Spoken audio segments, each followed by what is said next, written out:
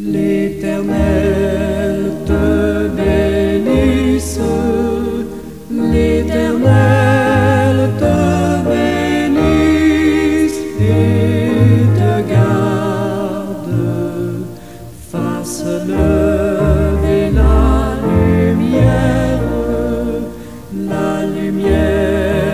de sa face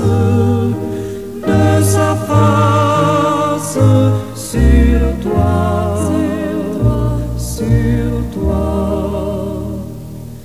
use de grâce envers toi et te donne la paix, et te donne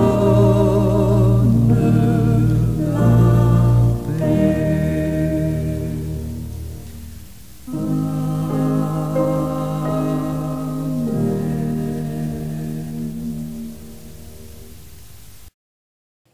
À toi, Éternel, Dieu Tout-Puissant, soit toute gloire au siècle des siècles. Toi qui fais lever ton soleil sur les justes comme sur les injustes, qui fais pleuvoir la pluie sur les bons comme sur les méchants, je te rends l'honneur et la gloire que tu mérites toi seul. Je te dis merci pour toutes choses. Je te dis merci pour toutes tes grâces reçues jour après jour.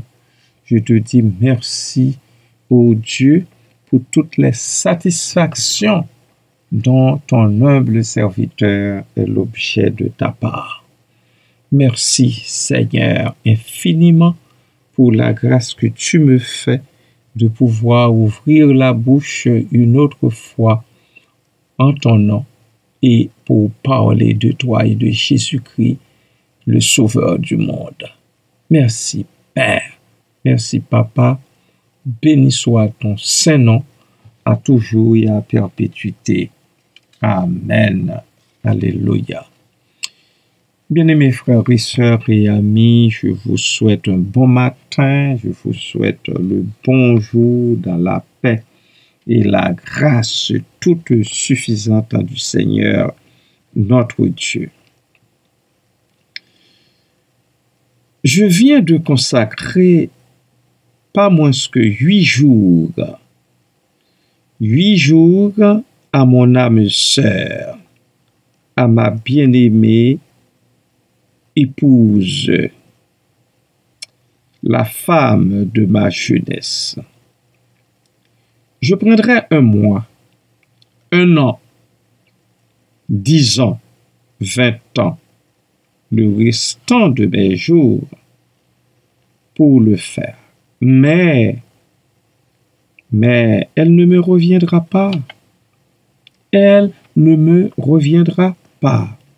Alors, je reprends le collier journalier et continue avec la série sur les sectes qui, malgré la puissance de l'Évangile, continuent de saper la foi des croyants.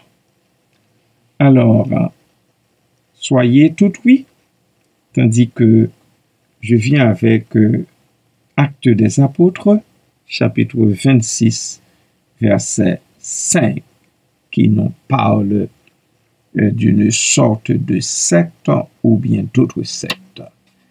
D'ici là, soyez bénis, enfants de Dieu. Amen.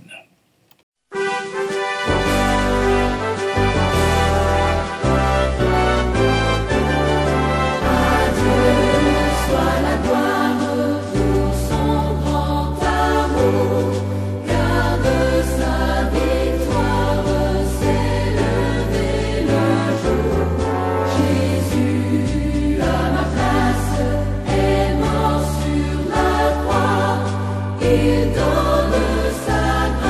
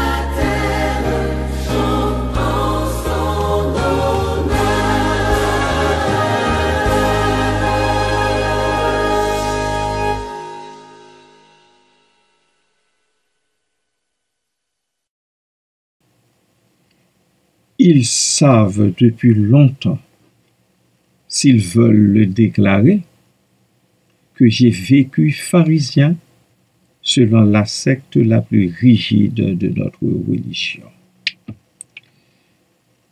Cette phrase prononcée par l'apôtre Paul aux Philippiens évoque son passé en tant que pharisien.